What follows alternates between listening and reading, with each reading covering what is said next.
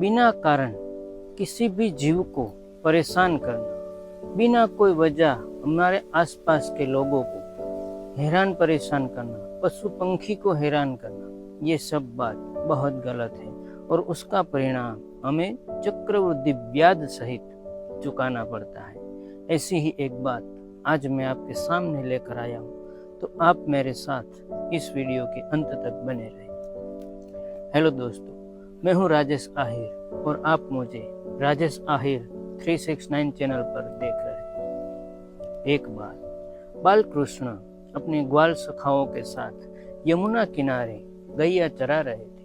ग्वाल बछड़े सभी गर्मी से परेशान हो गए और भारी प्यास लगी। वो पानी पीने के लिए यमुना नदी में जाते हैं। पानी पीने के बाद सभी ग्वाल बच्चे बछड़े बेहोश हो जाते हैं।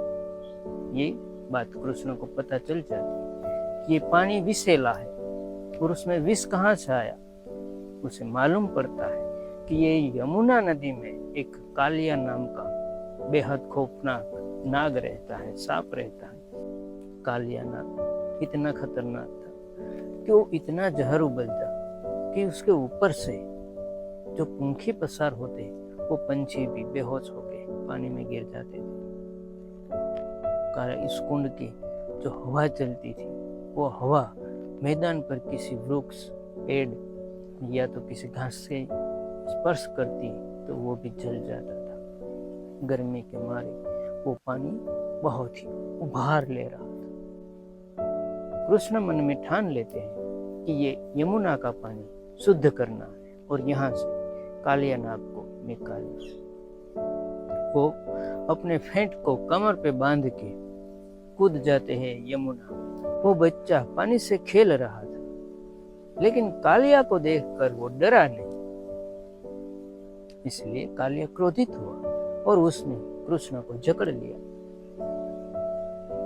कृष्ण की ऐसी हालत देखकर सभी ग्वाल बच्चे चिस्साचिस करने लगे, बुमाबुम करने लगे, गायें भी उकराने लगी और नंद बाबा कृष्ण को छुड़ाने के लिए यमुना की ओर भागे, लेकिन बलराम उसे रोकते हैं मत। उसके बाद कृष्ण अपना शरीर फुलाते हैं और कालिया के बंधन से आजाद हो जाते हैं। कालिया और भी गुस्से हो जाता है और वो दुगनी रफ्तार से कृष्ण पर हमला करने आता है। जैसे ही वो कृष्ण पर हमला करता है, कृष्ण लात मारकर उसके सिर के ऊपर चढ़ जाता है। इतनी भयंकर लात खाने से कालिया का सिर टूट जाता है और उसमें से खून बहने लगता है। एक के बाद एक कृष्ण कालिया के सिर के ऊपर लात मार के नृत्य करता है और उसके मुंह से खून उबलने लगता है। ये देखकर थोड़ी ही देर में कालिया की हालत अपना जीवन बचाने के काबिल भी नहीं रही।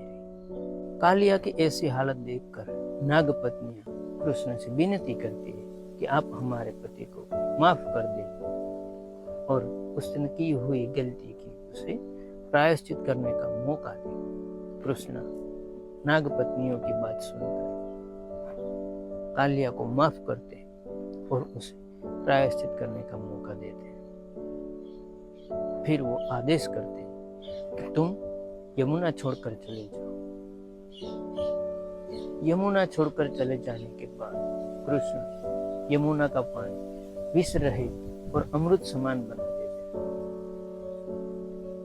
बच्चों, इतना भयंकर कालिया नाग था, 100 सिर वाले था, इतना जहर उबलता था, फिर भी उस जहर से आसपास के लोगों को, पशु पंखी को, वृक्षों को, सभी को परेशानी होती थी। बिना कारण परेशान करने वाला था वो। और एक दिन उसका अंजाम क्या हुआ।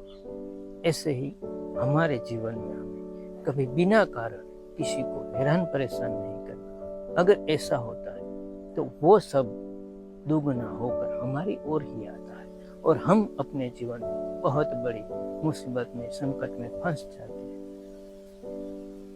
दोस्तों, आपको ये हमारी कहानी कैसी लगी कमेंट करके बताइए, और अगर ऐसी ही और कहानियां देखना चाहते तो मेरी इस चैनल के साथ जुड़े रहे और लाइक शेयर और सब्सक्राइब करें।